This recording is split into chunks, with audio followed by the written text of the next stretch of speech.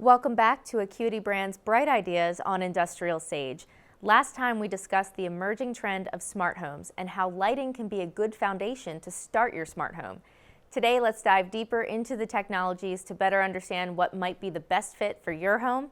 I'm joined again by Jeff Spencer, Vice President of Smart and Connected Devices at Acuity Brands. Jeff, let's start there. Can you tell me the difference between a smart and a connected device? Sure. That's actually a great question because smart is really overused quite a bit in the world today. And the definition that a lot of us use is a connected device is a device like lamps or luminaires or lighting controls that communicate wirelessly through technologies like Wi-Fi or Bluetooth or Zigbee. A smart device is a connected device that also includes artificial intelligence or cloud connectivity. So an analogy I always like to use is in the telephone world. If you think of traditional lighting, like the old telephone we used to use that was attached to your wall with the plug and the handset, connected technology, connected lighting is kind of like the phones we had in the 80s that came out with the wireless handset that you could put into a docking station. And then smart lighting is really kind of like the iPhone, where really making a phone call was kind of a small fraction of what you do with that device. Gotcha. That makes a lot of sense. And what are the most popular devices out there?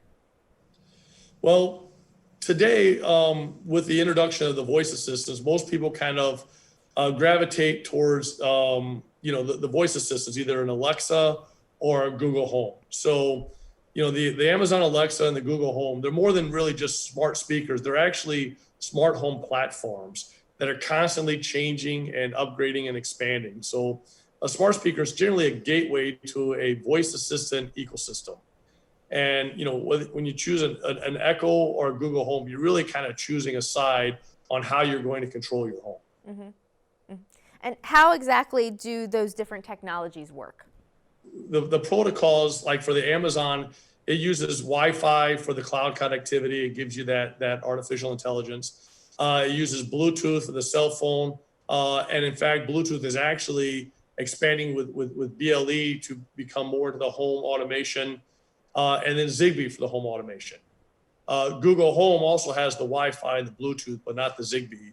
But both of them work with hubs that can control devices that use Bluetooth, Zigbee, Z-Wave throughout the house through the cloud, which is, again, Wi-Fi. Jeff, you mentioned Wi-Fi, Bluetooth, Zigbee, Z-Wave. Is one of these better than the other? Well, it really depends on your application. So, the home automation products is kind of a fragmented landscape. Even for basic, functions like connecting various devices, there's, at least those 4 protocols available. So each have their own pros and cons, but the main function is to kind of sync your smart home. So Wi-Fi will give you a better range. It's got the dual bands between the 2.4 and the 5 gigahertz. Is present in pretty much every home. Most homes have routers. You can control a lot of devices, does not require a hub, and it can carry more data. So if you're doing anything with sound or video, Wi-Fi is a great option there. The con is that it is dependent on that router, so you need to make sure that router is working properly, has good performance, and it uses power, so it's not really good for battery operated products. So a good application would be like a medium-sized deployment. For applications that require like a lot of data, again, like sound or video, for several devices over longer ranges. Zigbee works independent of that Wi-Fi router, and it's also good for a lot of devices. But in fact, Zigbee, the more devices, the better. So, the con is it doesn't quite have the range unless you have a lot of devices to build out that mesh, and then that helps it with the range. It does require a hub to work with those voice assistants like Alexa and Google. And that system is dependent, of course, on the hub. So if you lose the hub, you lose your smart home. The applications for that are, really for more cost-effective, large deployments, for home automation with many devices through a large space. And again, the more devices, the better. Z-Wave, that's the best for security.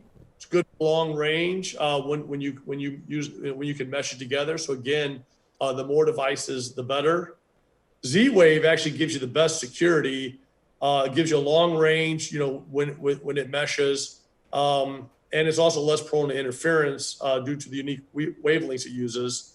But it also is very expensive. It requires a proprietary chip. So Z-Wave is good when you want a closed system for security reasons and you don't care about cost. And again, it's good for home automation, and the more devices, the better. The reason a lot of people don't go with Z-Wave is because they find that it's more expensive and they can get pretty much what they need with some of these other protocols. And then finally, Bluetooth. That's the opposite in the spectrum. Bluetooth is very low cost. It's available in every phone. It's portable. It's homogeneous. It's easy to use, but it has a shorter range and can control a lot less devices. So today, it's good for simple applications with very limited devices, or devices that you want to connect and unconnect often, like your Bluetooth speakers. That said, I will say Bluetooth is actually improving quickly. So this time next year, the Bluetooth mesh is actually going to be a very viable protocol for home automation. Good to know. And that's a lot of pros and cons for each of those technologies. What does a homeowner really need to consider when they're ready to start their smart home? Well, I think what they want to do is they kind of want to think about what they want now and in the future. So to start off with something that's very simple, easy to install and set up, easy to use, but is also scalable, because as I know, smart home can be addicting. Yes. Once you start to use it, you kind of want to put it in more rooms and add more devices to your ecosystem. So, it's easy to start off with platforms like Alexa and Google because they've been designed to be user friendly. But then you can expand into, with hubs like SmartThings. And the SmartThings hub is great because it works with both Alexa and Google, but it also then expands that ecosystem to give you a whole new world of home automation. And in fact, it's built into all Samsung devices, all the appliances and TVs, so that it allows you to use those devices to control the rest of your home. So what I would tell, somebody who's looking into this is, due to all those pros and cons of all those protocols, it's really best to look for devices that have dual protocols like Wi-Fi and Bluetooth, or Zigbee and Bluetooth, so they can kind of get the best of both worlds. And better yet, look for devices that work with both Alexa and Google when possible, to give them that maximum flexibility. And then the last thing I would say is, look for something that's seamless. And we talked about that in the last time. But one of the benefits of Alexa is Alexa allows manufacturers to create devices with Alexa built in. So now you can have Alexa in various form factors. So really, one of the optimal form factors for a voice assistant like that is your lighting, as we talked about last time. And you can actually get all the benefits of Alexa in the form factor of a light that disappears into your ceiling. So it gives you that totally seamless solution, without having to have a plug on your counter, a box on your counter that you have to plug in. Great. Well, Jeff, thank you so much for the valuable information. Lots of things to consider for starting our own smart homes. Please join us for our next episode. We are going to examine how embedded controls can save you time and money on the job site and over the life of your building.